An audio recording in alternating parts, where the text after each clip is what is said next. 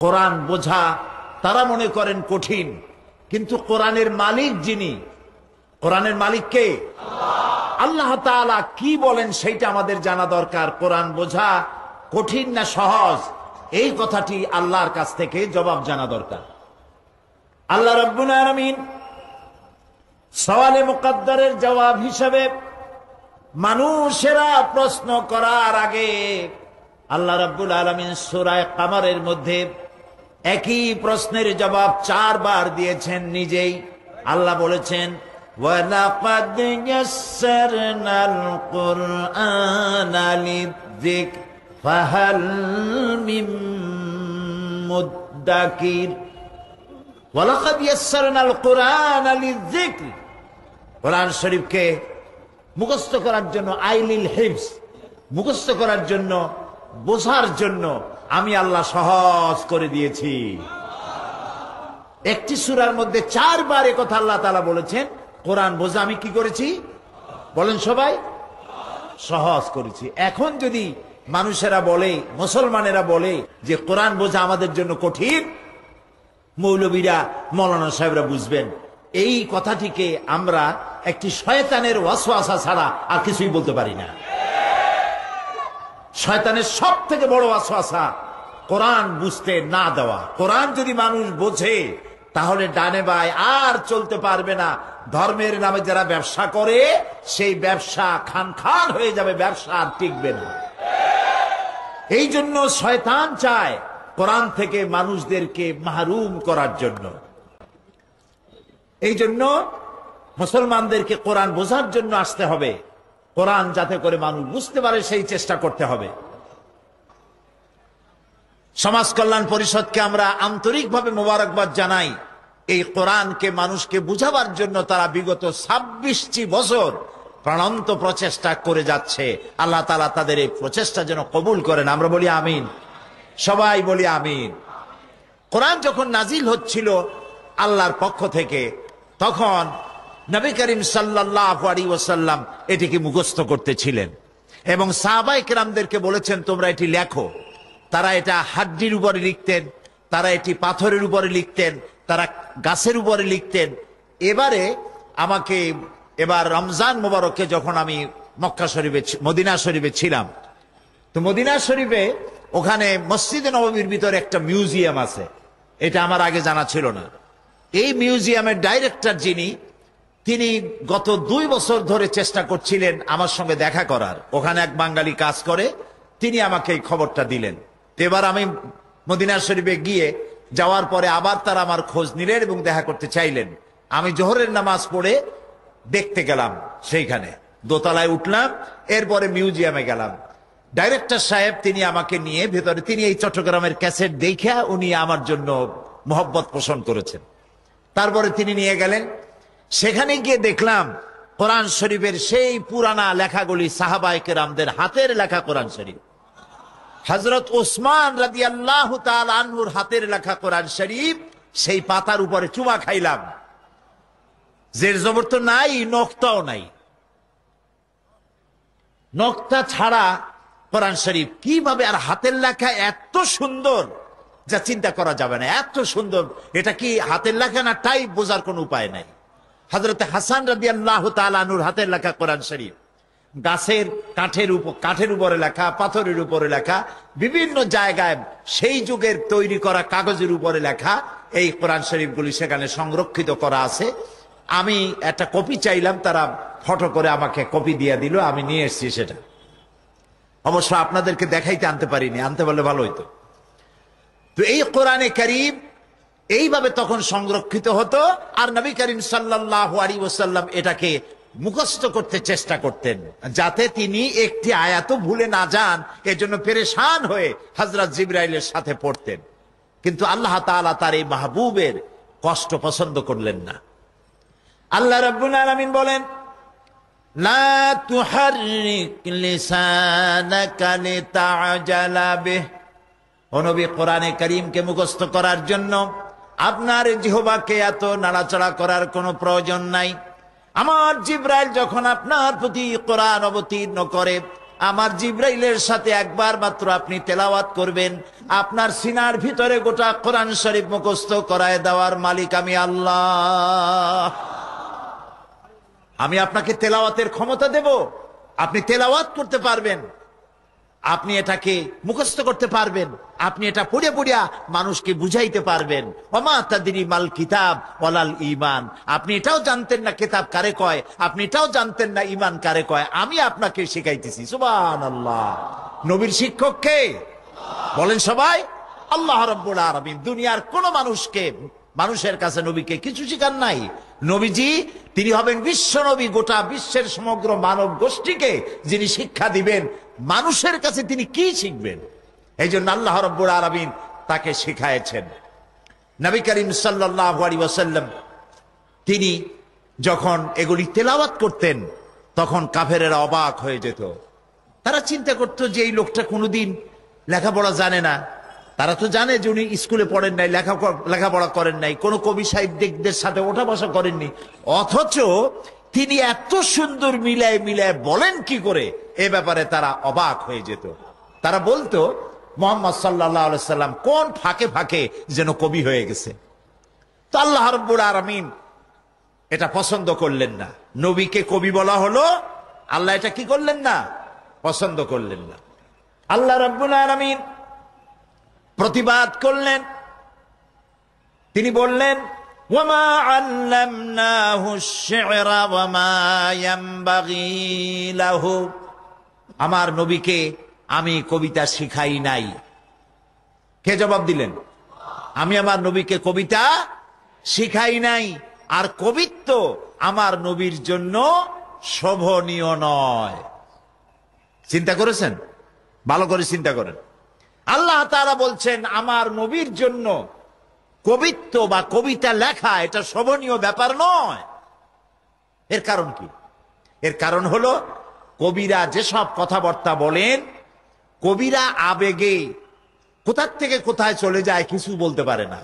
কবিরা সাময়িকভাবে মানুষের মধ্যে রোমান্টিক কিছু কথা বলতে পারেন, রোমান্স সৃষ্টি করতে পারেন, মানুষের মধ্যে উত্তেজনা সৃষ্টি করতে পারেন, হাঙ্গামা সৃষ্টি করতে পারেন, কিন্তু পৃথিবীর কোন সমস্যার সমাধান কোন কবি আজ পর্যন্ত দিতে পারেন নাই। সেই কবি হোমার থেকে শুরু করে আজ পর্যন্ত যত কবি পৃথিবীতে এসেছেন, প্রত্যেক কবি তার নিজস্ব পরিমণ্ডলে নারী নিয়ে, মানুষ নিয়ে নানান কবিতা লিখে মানুষকে মুগ্ধ করেছে, কিন্তু মানুষের সমস্যার সমাধান তারা করতে পারেননি, আর পারবেনও না। কারণ কবিরা আবেগপ্রবণ হন, আবেগে এমন সব কথা বলেন বাস্তবতার সাথে যার কোনো মিল নাই। আমি এই কথাগুলি বুঝাবার জন্য মাঝে মধ্যে আমাদের কবিদের কথা আমি আনি বুঝাবার জন্য। যেমন আমাদের জাতীয় কবি কাজী নজরুল ইসলাম, আল্লাহ তাকে জান্নাত নসিব করুন, সবাই বলেন আমিন। তিনি এমন সময় কলম ধরেছিলেন যখন মুসলমানদের পক্ষে কলম ধরার লোক ছিল না। তিনি এমন সময় রসুলের শানে বাংলায় এত সব নাত, এত সব আল্লাহর নামে এত সুন্দর হাম রচনা করেছেন। আমার তো মনে হয় যে নজরুলকে আল্লাহ তাআলা রসুলের শানে যেসব নাত লিখেছেন, নজরুলকে মাফ করার জন্য বোধহয় এটাই যথেষ্ট হতে পারে, যদি আল্লাহ কবুল করেন। তিনি মোনাজাত করলেন আল্লাহর কাছে, মসজিদেরই পাশে আমার কবর দিও ভাই, যেন সকাল সন্ধে মুয়াজ্জিনের আজান শুনতে পাই। এই কথা কি কবুল হয়েছিল না হয় নাই? হয়েছে কিনা? কবর হয়েছে কোথায়? ঢাকা বিশ্ববিদ্যালয় মসজিদের একদম গায়ে লাগানো। পরবর্তী সময় এক শয়তানের কবরও সেই জায়গায় দেওয়ার জন্য চেষ্টা চলছিল। শয়তানের জায়গা যে জায়গা হওয়া উচিত সেখানে হয়েছে, আল্লাহ এই জায়গাটারে পবিত্র রাখছেন, আলহামদুলিল্লাহ। তো আমি বলতে চাচ্ছি এই যে কবিরা আবেগে উচ্ছ্বসিত হয়ে কল্পনার ঘোড়ার পৃষ্ঠে সওয়ার হয়ে তেপান্তরের মাঠ দিয়া নিরুদ্দেশ্যের উদ্দেশ্যে দৌড় মারে। কই থেকে কই যায় ওর কোনো সীমানা থাকে না। যেমন কাজী নজরুল ইসলাম তার এক প্রিয়তমাকে লক্ষ্য করে লিখেছেন, মোর প্রিয়া হবে এসো রানী, দেব খোপায় তারার ফুল। এখন যাকে উদ্দেশ্য করে তিনি এই কবিতা লিখেছেন, সত্যিকারের সেই প্রেমিকাকে তিনি যদি কাছে পেতেন, তাহলে আকাশের তারা এনে কি তার খোপায় পরানো স্বাভাবিক ছিল? মোটেও। তিনি লিখেছেন যে ওই রংধনুর রং আর জ্যোৎস্নার রং দুটোতে মিলাইয়া আলতা বানাইয়া প্রিয়তমার পায়ে পরায় দেব। এটা কি সম্ভব? সম্ভব নয়। এগুলি আবেগের কথা।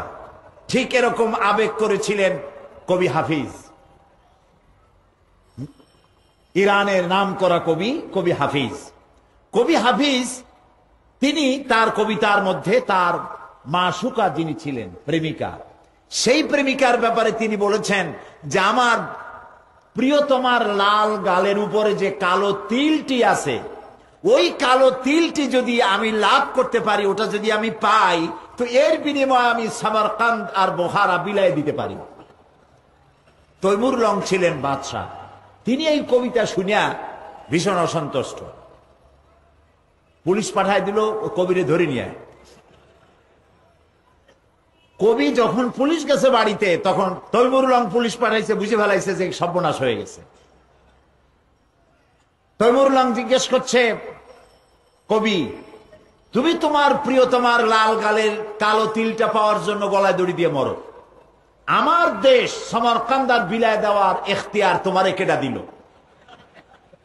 তিনি বললেন, উনি বুদ্ধি করে পথে পথেই ঠিক করে রাখছিলেন। তিনি বললেন, জাহাপানা, আপনি আমার কবিতা কি শুনেছেন?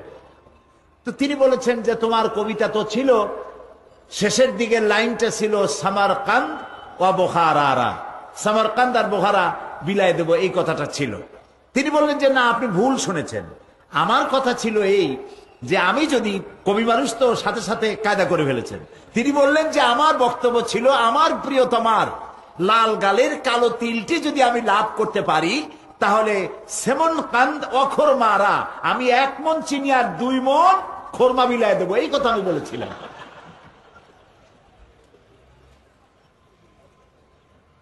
এর দ্বারা এই দুইজন কবির দুইটি কথা উল্লেখ করলাম। আরো কবিদের বহু কথা আছে, তাহলে তো কবিত্ব নিয়ে আলোচনা করতে হবে কোরআন থইয়া।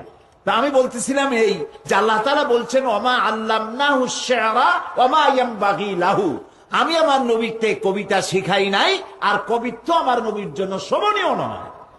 নবী যদি আবেগ প্রবণ হন, তাহলে ইনসাফ করতে পারবেন না, জাস্টিস করতে পারবেন না। এই জন্য নবীকে আমি কবিতা শিখাই নাই, তাকে আবেগ প্রবণ আমি বানাই নাই। সুবহানাল্লাহ ওয়া বিহামদিহি। আবেগকে নিয়ন্ত্রণ করার ক্ষমতা নবীকে দেওয়া হয়েছে। তো নবী করিম সাল্লাল্লাহু আলাইহি সাল্লামের কাছে কোরআন নাজিল হচ্ছিল, তিনি এগুলি তেলাওয়াত করে মানুষকে শোনাচ্ছিলেন। আল্লাহ তাআলা এই জন্যই তাকে পাঠাইছিলেন, ইয়াতুলু আলাইহিম, তিনি তেলাওয়াত ওয়ায়ুযাক্কিহিম, আর মানুষকে তিনি কোরআনে কারীম দিয়ে পরিশুদ্ধ করবেন, তাদেরকে হিকমত শিক্ষা দিবেন, তাজকিয়া করবেন। এই জন্য কোরআন নাজিল হয়েছিল। প্রিয় ভাই সব, আমরা যে কোরআন দেখতে পাই, এই কোরআন কোন তাবিজ তদবিরের কিতাব হিসাবে নাজিল হয় নাই, একথা এই মঞ্চ থেকে বারবার আমরা উল্লেখ করেছি। নিশ্চয়ই মনে আছে আপনাদের। তাবিজ এবং তদবিরের জন্য কোরআন আসে নাই। কোরআন এসেছে একটি সমাজ বিপ্লব করার জন্য, যা পৃথিবীর মানুষকে সুখ, শান্তি, সমৃদ্ধি দিয়ে এই পৃথিবীতে তাদেরকে শান্তি দিবে এবং কিয়ামতের দিন তাদেরকে জাহান্নাম থেকে মুক্ত করে দেবে। এজন্য কোরআন নাজিল হয়েছিল। সেই জন্য আমি ইচ্ছে করেছি আপনাদের সামনে আলোচনা করব যে মুসলমান হওয়ার জন্য সব থেকে জরুরি কি জিনিস,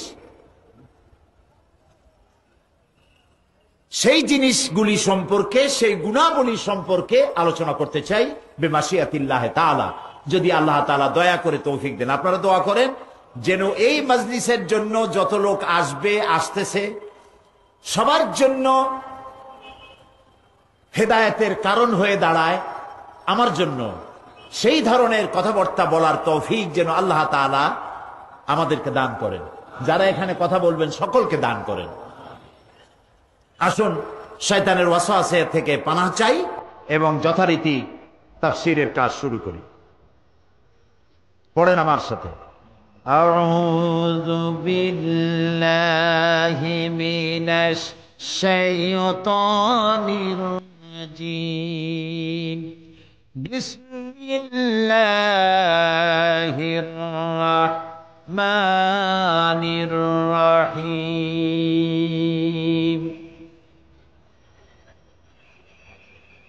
বিতাড়িত মরদুদ শয়তানের ওয়াসওয়াসা থেকে আল্লাহর কাছে পানাহ চাই। আর পরম করুণাময় আল্লাহ রাব্বুল আলামিনের নামে শুরু করছি। লাইসাল বিররা আন তুওয়াল্লু ওয়ুজুহাকুম কিবালাল মাশরিকি ওয়াল মাগরিব ليس البر أن تولوا وجوهكم قبل المشرق والمغرب ولكن البر من آمن بالله واليوم الآخر والملائكة والكتاب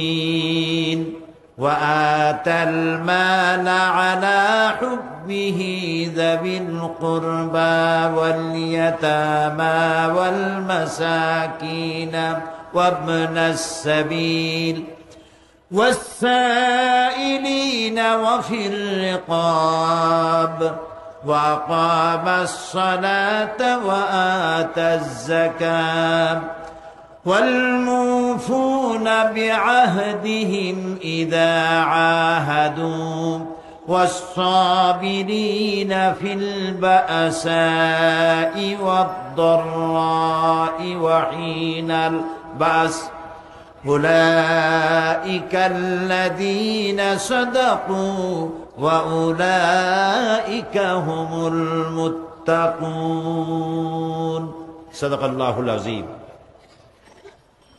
সূরা বাকারা 177 নম্বর আয়াত, একটি লম্বা আয়াত। আল্লাহ রাব্বুল আলামিন বলছেন, লাইসাল বিররা আন তুওয়াল্লু ওয়ুজুহাকুম কিবালাল মাশরিকি ওয়াল মাগরিব। পূর্ব দিকে মুখ ঘুরানো অথবা পশ্চিম দিকে, এর ভিতরে তোমাদের কল্যাণ নিহিত নয়। ওয়ালাকিন্নাল বিররা মান আমানা বিল্লাহ, আসল নেকির কাজ হচ্ছে আল্লাহর প্রতি ঈমান আনা, ওয়াল ইয়াউমিল আখির, পরকালের প্রতি ঈমান, ওয়াল মালাইকাতি ওয়াল কিতাবি ওয়ান নাবিয়্যিন, ফেরেশতা, কিতাব এবং নবীদের প্রতি ঈমান আনা, ওয়াতাল মালা আলা হুব্বিহি যাবিল কুরবা ওয়াল ইয়াতামা ওয়াল মাসাকিন ওয়াবনাস সাবিল, আর নিকটবর্তী আত্মীয় স্বজন, ইয়াতীম, মিসকিন, পথচারী, প্রার্থী এবং কৃতদাস মুক্তির ব্যাপারে সাহায্যের হাত সম্প্রসারিত করে দেওয়া, নামাজকে প্রতিষ্ঠা করা, যাকাতকে আদায় করা, ওয়াদাকে পূরণ করা এবং বিপদে মুসিবতে ধৈর্য ধারণ করা, বিপদে মুসিবতে যুদ্ধে বিগ্রহে ধৈর্য ধারণ করা। এই কাজগুলি যারা করে, উলাইকাল্লাযীনা সাদাকু, এই লোকগুলি হচ্ছে ঈমানের দাবিতে সত্যবাদী, ওয়া উলাইকা হুমুল মুত্তাকুন, আর এরাই হচ্ছে প্রকৃতপক্ষে মুত্তাকি। এ হচ্ছে আয়াতে কারিমার, তেলাওয়াতকৃত আয়াতে কারিমার শাব্দিক তরজমা।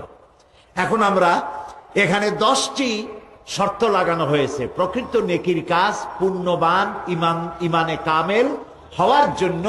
আল্লাহ তাআলা এখানে 10টি শর্ত আরোপ করেছেন, 10টি বৈশিষ্ট্যের কথা বলেছেন। কটি বৈশিষ্ট্য? এই 10টি বৈশিষ্ট্য সম্পর্কে আমরা আলোচনা করব ইনশাআল্লাহ। বলি ইনশাআল্লাহ। প্রিয় ভাই সব, ইসলামে সব থেকে বেশি গুরুত্বপূর্ণ জিনিস কোনটি যদি প্রশ্ন করা হয় যে ইসলামের মধ্যে সব থেকে গুরুত্বপূর্ণ জিনিস কোনটি, তাহলে তার জবাব কি হবে? তার জবাব হবে ঈমান। সব থেকে গুরুত্বপূর্ণ যে জিনিসটি, তার নাম হলো ঈমান। তার নাম কি? ঈমান। প্রকৃতপক্ষে আল্লাহ রাব্বুল আলামিন যে কোরআন নাজিল করেছেন, এই কোরআনের আহ্বানের মূল প্রতিপাদ্য, কোরআনের মূল মেসেজ, কোরআনের মূল বক্তব্য হচ্ছে ঈমান। কোরআন তার ধারক বাহক সম্পর্কে যে কথা বলেছেন তাও বলা হয়েছে কি, সেটা শুনুন।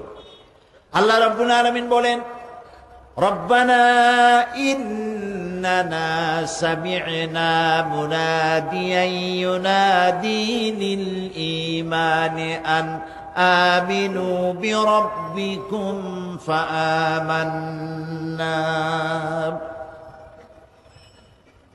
তোমাদের রব নিশ্চয়ই এমন একজন আহ্বায়ককে তোমাদের সামনে পাঠিয়েছেন। রব্বানা ইন্নানা সামি'না মুনাদিয়ান ইউনাদি লিল ঈমান, আমাদের রব নিশ্চয়ই আমরা এমন একজন আহ্বানকারী দাওয়াত পেয়েছি যিনি আমাদেরকে আহ্বান করেন ঈমানের দিকে।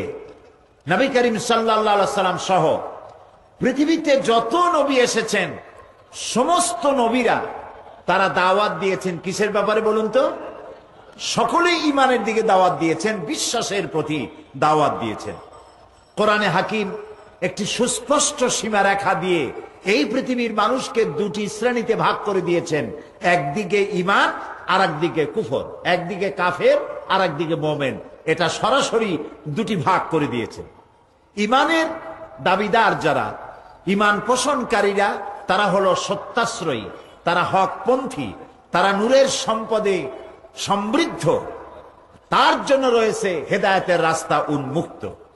আল্লাহ রাব্বুল আলামিন বলেন, মাসালুল ফারিকাইনি কাল আ'মা ওয়াল আসাম্মি ওয়াল বাসীরি ওয়াস সামিঈ হাল ইয়াস্তাবিয়ানি মাসালান আফালা তাযাক্কারুন। আল্লাহ তাআলা বলছেন যে এই দুটো শ্রেণীর লোকদের দৃষ্টান্ত তোমাদের সামনে পেশ করা হলো। এরূপ যেমন একটি লোক তো অন্ধ, আরেকটি লোক পথ দেখতে পায়, চোখ আছে, এই দুটি লোক তো এক হতে পারে না। সুতরাং যারা কাফের তারা হলো অন্ধ, যারা ঈমানদার তারা হলো চক্ষুষ্মান। আর ঈমান আর কুফরি দুটোকে পৃথক করে দেখানো হয়েছে। আল্লাহ তাআলা বলেছেন, লা ইকরাহা ফিদ্দীন কাদ তাবায়্যানার রুশদু মিনাল গাই, অর্থাৎ ইসলামে দ্বীনের ব্যাপারে কোনো জোর জবরদস্তি নাই।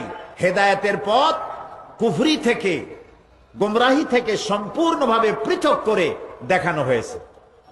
কুফরি আর হেদায়েত দুটো ভিন্ন পথে আল্লাহ পাক মানুষকে দেখিয়ে দিয়েছেন, এটা কুফরি আর এটা হলো হেদায়েতের পথ।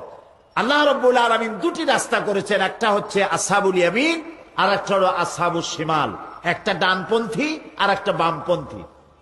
বামপন্থী যত আছে পৃথিবীতে, এই বামপন্থীদের নেতা হচ্ছে শয়তান। বামপন্থীদের নেতাকে বলেন শয়তান। আমাদের দেশে মুসলমানদের সন্তান, মুসলমান নামধারী, তারা দাবি করে বাম দল। আছেন এরকম? বলেন আছে কিনা? যারা নিজেদেরকে বামপন্থী বলে দাবি করে এরা হলো আসহাবুল শিমাল, বামপন্থী। আর বামপন্থীদের নেতা হচ্ছে শয়তান। শয়তান এদেরকে নেতৃত্ব দিয়ে নিয়ে যাবে জাহান্নামের মধ্যে, বলেন নাউজুবিল্লাহ। আর সমস্ত ডানপন্থীদের নেতা হচ্ছেন আল্লাহর নবীরা। ডানপন্থীদের নেতৃত্ব দিয়ে আল্লাহ রাব্বুল আলামিন এদেরকে নবীর সাথে জান্নাতে পৌঁছায় দেবেন, সুবহানাল্লাহ। এই জন্য দুটি রাস্তা আলাদা করে দেখানো হয়েছে। আল্লাহ রাব্বুল আলামিন বলেন, ফামান ইয়াকফুর বিত-তাগুতি ওয়া ইউমিন বিল্লাহি ফাকাদ ইসতামসাকা বিল উরওয়াতিল উসকা লা ইনফিসামা লাহা ওয়াল্লাহু সামিউন আলীম। ফামান ইয়াকফুর বিত-তাগুত, যে ব্যক্তি তাগুতকে অস্বীকার করবে, ওয়া ইউমিন বিল্লাহ, আর আল্লাহর প্রতি ঈমান আনবে, সে ব্যক্তি এমন শক্ত রজ্জু ধারণ করলো যা কখনো ছিঁড়ে যাবে না, সুবহানাল্লাহ। সুতরাং মুসলমানদের যে কাজটি করতে হবে, সর্বপ্রথম তাগুতকে বর্জন করতে হবে আর আল্লাহ রশিকে মজবুত ভাবে ধারণ করতে হবে, আল্লাহর প্রতি ঈমান আনতে হবে, তাগুতকে বর্জন করতে হবে। যত নবী পৃথিবীতে এসেছেন আল্লাহ রাব্বুল আলামিন বলছেন, وَلَقَدْ بَعَثْنَا فِي كُلِّ أُمَّةٍ رَسُولًا أَنِ اعْبُدُوا اللَّهَ وَاجْتَنِبُوا الطَّاغُوتَ এই পৃথিবীতে প্রত্যেক জাতির জন্য আমি নবী প্রেরণ করেছি, আর নবীদের দাওয়াত ছিল এরকম, এক আল্লাহর দাসত্ব করবে, গোলামি করবে, আর তাগুতকে বর্জন করবে। তাগুত হচ্ছে সেই শক্তি যে শক্তি শুধু আল্লাহর আইনকে অমান্য করে বসে থাকে না, বরং অন্যদেরকেও আল্লাহর আইন অমান্য করতে, নাফরমানি করতে বাধ্য করে। এটাকে কোরআনের পরিভাষায় কি বলা হয়? বলেন সবাই, তাগুত। এই তাগুতকে অস্বীকার করে এক আল্লাহর উপর ঈমান আনার জন্য আল্লাহ তাআলা দাবি করছেন, বলছেন, নির্দেশ করছেন। আল্লাহ রাব্বুল আলামিন বলেন, আল্লাহু ওয়ালিয়ুল্লাযীনা আমানু ইউখরিজুহুম মিনাজ-জুলুমাতি ইলান নূর। যারা ঈমান আনে আল্লাহ তাদের বন্ধু হন। সুবহানাল্লাহ বলবেন না? যারা ঈমান আনে আল্লাহ তাদের কি হন? বন্ধু হন, অভিভাবক হন, মুনিব হন, মাওলা হন। আর আল্লাহ নিজেই তাদেরকে ইউখরিজুহুম মিনাজ-জুলুমাতি ইলান নূর, অন্ধকার থেকে টেনে আল্লাহ তাদেরকে আলোর সম্পদে সমৃদ্ধ করে দেন, নূরের দিকে তাদেরকে নিয়ে আসেন। ওয়াল্লাযীনা কাফারু আউলিয়াউহুমুত তাগুত ইউখরিজুনাহুম মিনান নূরি ইলাজ-জুলুমাত উলাইকা আসহাবুন নারি হুম ফিহা খালিদুন। আর যারা তাগুতপন্থী হয়, যারা তাগুতকে বন্ধু বানায় নেয়, তাগুত তাদেরকে আলো থেকে অন্ধকারের দিকে নিয়ে যায়, এবং এরাই হবে আসহাবুন নার, জাহান্নামের মধ্যে চিরকাল তারা থাকবে। এই জন্য মোমেনদেরকে সত্যিকারের ইমানের পরিচয় কি সেই ব্যাপারে কোরআন শরীফে বলা হচ্ছে যে ইমানের সত্যিকারের ইমানদারের পরিচয়টা কি সে কথা আমরা এখন জানতে পারবো। তো দুইটি ভাগ আল্লাহ করে দেখালেন, একটা হলো কুফর আর একটা হলো ইমান। ইমানদার তারা ওই সব লোক, ইন্নামাল মুমিনুনাল্লাযীনা আমানু বিল্লাহি ওয়া রাসূলিহি সুম্মা লাম ইয়ারতাবু। নিশ্চয়ই ইমানদার হচ্ছে তারা যারা নাকি আল্লাহর প্রতি ঈমান এনেছে এবং রাসূলের প্রতি ঈমান এনেছে, এরপরে কোনো সন্দেহে নিপতিত হয় নাই, সন্দেহ ভিতরে আসে নাই। অর্থাৎ ইসলামকেই, আল্লাহ এবং রসুলকেই তার জন্য অভিভাবক মনে করেছে, ইসলামকে কমপ্লিট মনে করেছে, ইসলামকে ইনকমপ্লিট মনে করে নাই। ইসলাম কি সম্পূর্ণ না অসম্পূর্ণ? সম্পূর্ণ না অসম্পূর্ণ? অসম্পূর্ণ মনে করে ওই সব লোকেরা যারা নাকি ইসলামের সবকিছু নাই, শুধু নামাজ, রোজা, হজ, যাকাত আছে, বিচার ব্যবস্থা, আদালত, কোর্ট কাছারি, শিক্ষা ব্যবস্থা, আর অন্যান্য যা কিছু আছে জীবনে, সমাজ, রাষ্ট্র, এর কোনো ব্যাপারে ইসলামের কিছু নাই, শুধুমাত্র নামাজ, রোজা। এই জাতীয় সন্দেহের মধ্যে যারা নিপতিত হয়েছে তারা মোমেন হতে পারে না। মোমেন হচ্ছে ওই সব লোক যারা আল্লাহর প্রতি ঈমান এনেছে, রসুলের প্রতি ঈমান এনেছে, আর কোনো সন্দেহে নিপতিত হয় নাই। তারাই হলো সত্যকারের মোমেন, এবং তারা জিহাদ করবে মাল দিয়ে, জান দিয়ে আল্লাহর রাস্তায়। উলাইকা হুমুস সাদিকুন, এরাই হলো ঈমানের দাবিতে সত্যবাদী। এখন এই ঈমান আনলে পরে কতগুলি কোয়ালিটি, কতগুলি গুণ মানুষের মধ্যে সৃষ্টি হয়ে যায়। সেই গুণগুলি আমাদের মধ্যে আসছে কিনা সেইটা আমাদের ভেবে দেখার সময় এসেছে। না সময় আসে নাই? বলেন আসছে কিনা? আমরা ঈমান এনেছি, কিন্তু ঈমান আনলে পরে যেসব কোয়ালিটি, যেসব গুণাবলী আমাদের মধ্যে সৃষ্টি হওয়া উচিত, সেইগুলি আসছে কিনা সেই ব্যাপারে আমি এখন আপনাদের সামনে আলোচনা করতে চাই। কোরআনে কারীম থেকে আমি আপনাদের সামনে উপস্থাপন করার জন্য এখানে 6টি গুণ একত্রিত করেছি। 6টি কোরআন থেকে আনা হয়েছে। প্রকৃতপক্ষে ঈমানদার ব্যক্তির মধ্যে মিনিমাম এই 6টি কোয়ালিটি আসা জরুরি। ঈমান আনলে পরে এই 6টি গুণ তার মধ্যে প্রকাশ পাবে। নাম্বার 1, 1 নাম্বার, ঈমান আনলে পরে মানুষের মধ্যে আল্লাহ রাব্বুল আলামিন আত্মমর্যাদার শিক্ষা দেয়, তার মধ্যে আত্মমর্যাদা সৃষ্টি হয়ে যায়। আল্লাহর প্রতি মানুষকে হীনতা থেকে, দৈন্যতা থেকে তাকে আত্মমর্যাদার উচ্চতম শিখরে পৌঁছে দেয়। সে আগে মানুষের কাছে হাত পাতত, সে কোনো মূর্তির কাছে হাত পাতত, সে কোনো গাছের কাছে হাত পাতত।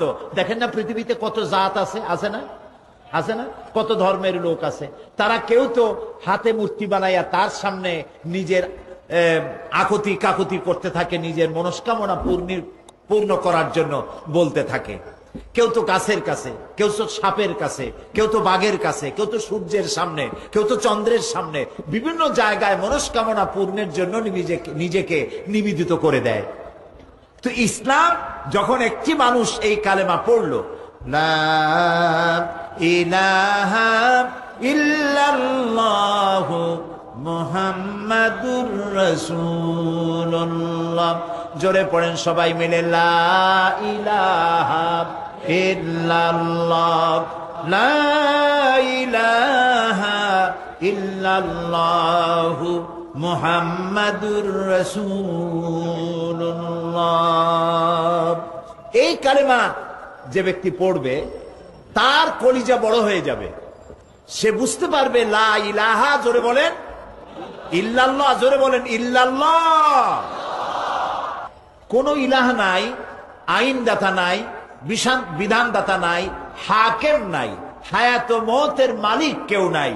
কে ছাড়া? এবার জোরে বলেন আল্লাহ, আল্লাহ ছাড়া কেউ নাই। এই কথাটা যখন তার মনের মধ্যে বদ্ধমূল হয়ে যায়, তখন তার মধ্যে হীনতা থাকে না, আত্মমর্যাদার সৃষ্টি হয়। সুবহানাল্লাহ বলুন। আর যাদের এটা হয় না, তারা ইয়াবতাগুনা ইলা রাব্বিহিমুল ওয়াসিলা, তারা ওয়াসিলা তালাশ করে, সেই ওসিলা তারা ধরে কোন গাছ, কোন মাজার, এরপরে কোন সাপ অথবা মূর্তি অথবা চন্দ্র সূর্য, এগুলির কাছে গিয়ে আশ্রয় গ্রহণ করে। আল্লাহ রাব্বুল আলামিন বলেন, ইন্নাল্লাযীনা তাদউনা মিন দুনিহি ইবাদুন আমসালুকুম, যারা আমাকে বাদ দিয়ে অন্যের দ্বারস্থ হয়, অন্যের ইবাদত করে, অন্যের আনুগত্য করে, অন্যকে ডাকে, আমাকে বাদ দিয়ে যাদেরকে তোমরা ডাকো, ওরা তোমার মতো আমার গোলাম। সূর্যের কাছে হাত পেতেছো, ওটা তো আমার গোলাম। সূর্য কার গোলাম? সূর্য কার হুকুমে ওঠে আর অস্তমিত হয়? কার হুকুমে? সমুদ্রের জোয়ার ভাটা হয় কার হুকুমে?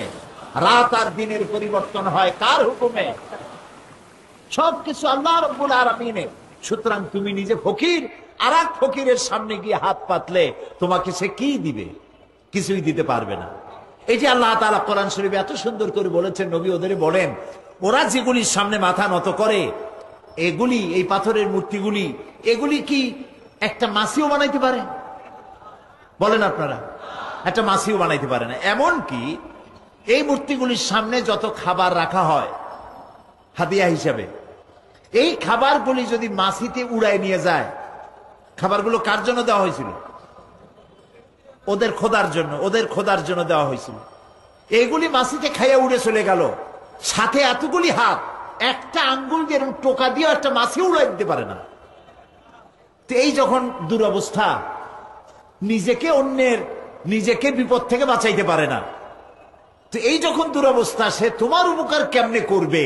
কোরআন শরীফে কথা বারবার বলা হয়েছে যে একমাত্র লা ইস্তাতিউনা লাহুম নাসরান, এরা তোমাদের কোনো সাহায্য করতে পারবে না। আল্লাহ তাআলা পরিষ্কার করে বলে, কোনো সাহায্য তোমাদের ওরা করতে পারবে না। যেখানে আল্লাহ ছাড়া যেখানে হাত পাতবা, সাহায্য করতে পারবে না। তবে এটার একটা অর্থ আছে, সে ব্যাখ্যাটাও বুঝতে হবে।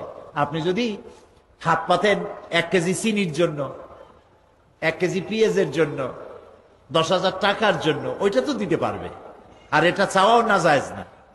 কিন্তু যে সাহায্য আল্লাহর পক্ষ থেকে আসবে, গায়েব থেকে মদত আসবে, সেইটা পৃথিবীতে কেউ দিতে পারবে না আল্লাহ ছাড়া।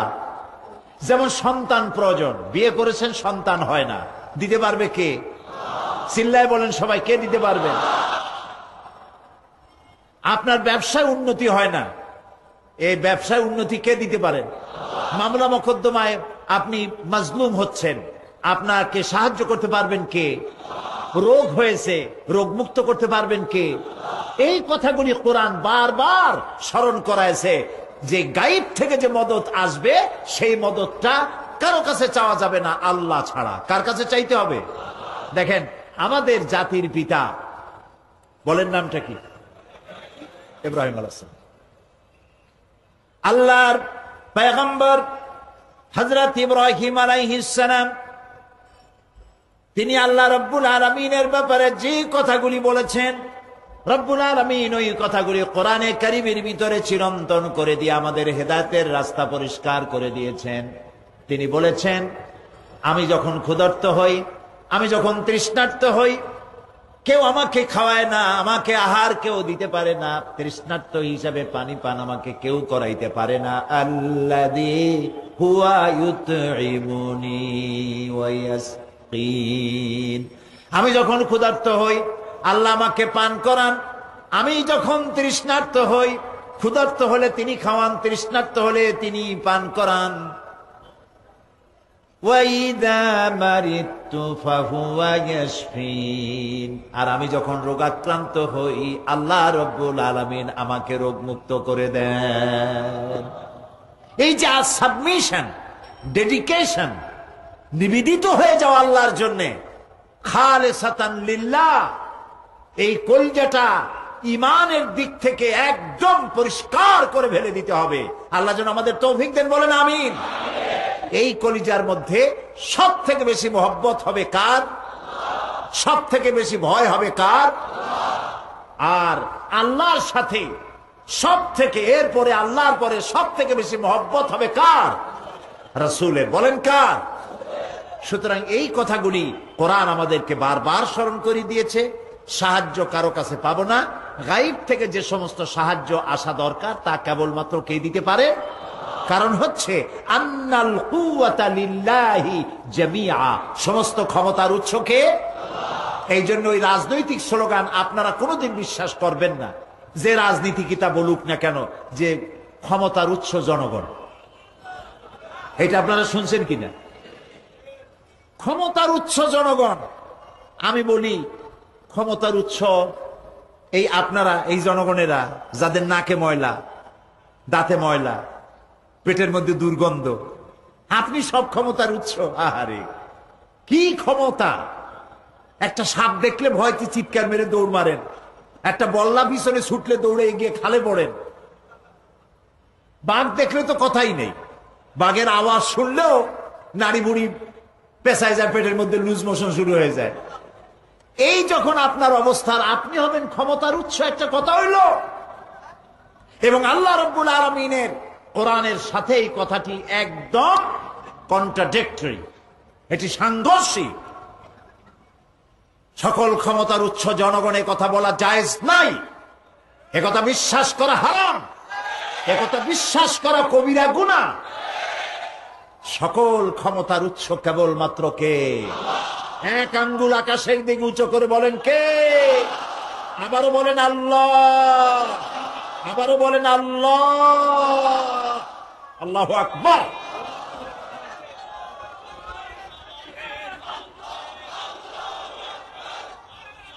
আরো সরে যান। সকল ক্ষমতার উৎস আন্নাল কুওয়াতা লিল্লাহি জামিআ, সকল ক্ষমতার উৎস কেবলমাত্র কে? বলে আল্লাহ। তিনি সকল ক্ষমতার উৎস। তিনি বাঁচাতে পারেন, তিনি মারতে পারেন, তিনি সব করতে পারেন।